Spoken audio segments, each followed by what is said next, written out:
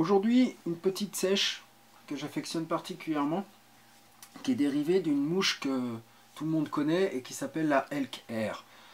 Donc, c'est un dérivé, je précise, monté un petit peu à ma sauce à moi, mais le montage de base reste celui de la Elk Air.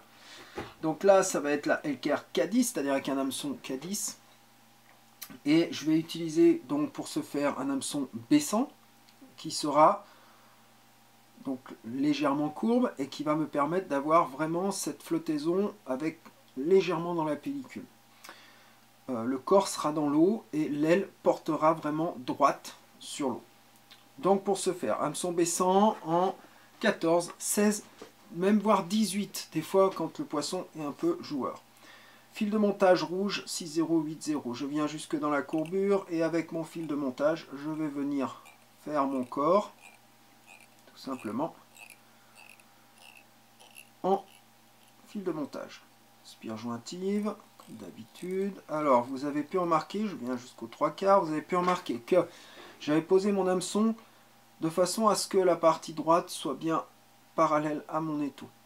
De façon à ce que quand je vais poser mon aile, je vois bien ce que je fais. Je prends ensuite quelques fibres de CDC ocre.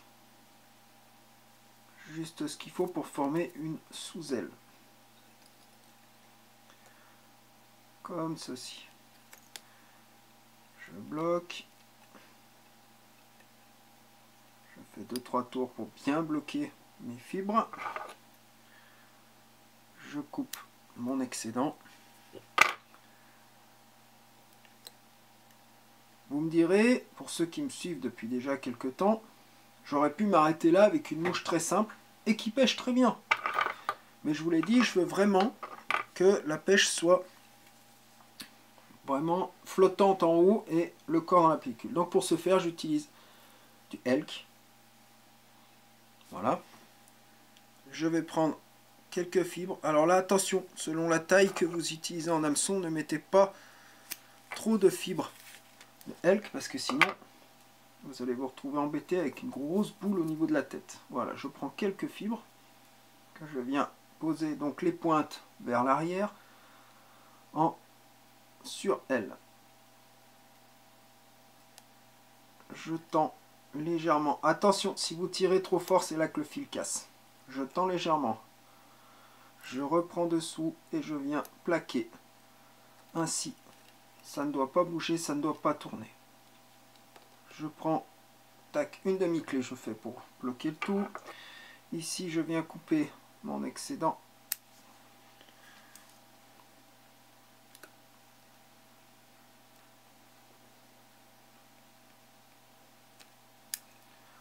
Cette fois, ma mouche prend forme. Je couperai mon excédent après.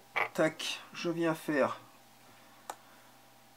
mon petit nœud ici pour être sûr que ça ne bouge plus. Je vais y mettre une toute petite pointe de cyanolite sur le nœud.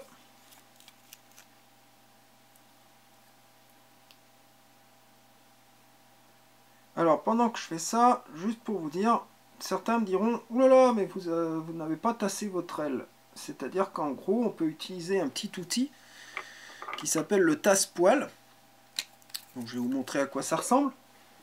Voilà, le tasse-poil. Donc le tasse-poil, c'est un petit outil comme celui-ci.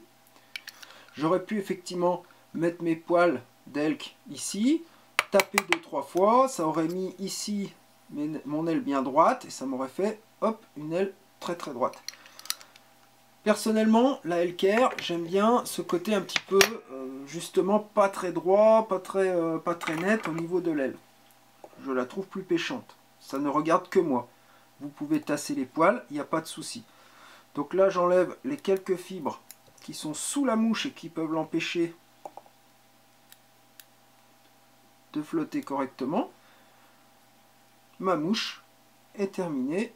J'enlève juste les petites pointes un peu plus longues qui vont gêner, encore une fois, soit au casting, soit à la flottaison. Voilà. Ma mouche est prête à pêcher.